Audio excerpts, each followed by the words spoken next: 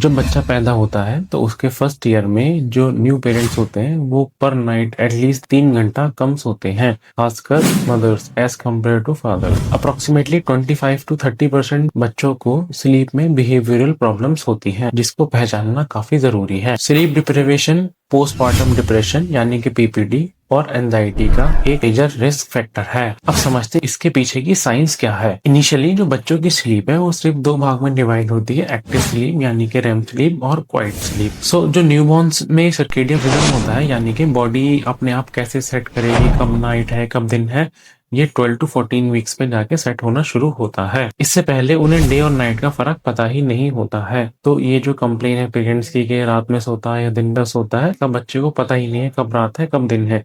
ये 3 से 4 महीने पे जाके सेट होना शुरू होता है। इस वजह से बच्चे बार बार जागते हैं। सो जो न्यूबॉर्न्स हैं वो अपना around 50% of time active sleep यानी कि रेम स्लीप में गुजारते हैं। इसमें बच्चा आवाज निकालता है, पैर हिलाता है, जिसको अक्सर पेरेंट जागना समझ लेते हैं और डिस्टर्ब कर देते हैं। उसके बाद आता है स्लीप प्रेशर केमिकल, ये एडिनोसिन। एडिनोसिन ये एक ऐसा केमिकल होता है जो हमारे शरीर में जब जमा होता रहता है, पाइल अप हो जाता है, तो फिर ये बॉडी को संकेत देता है कि अब आपका सोने का टाइम हो गया है। और जो बेबीज होते हैं, न्यूबॉर्न बेबीज, इस केमिकल को ज्यादा देर हैंडल नहीं कर पाते, इसलिए उन्हें फ्रीक्वेंट रीसेट यानी कि फ्रीक्वेंट नैप्स की जरूरत होती है।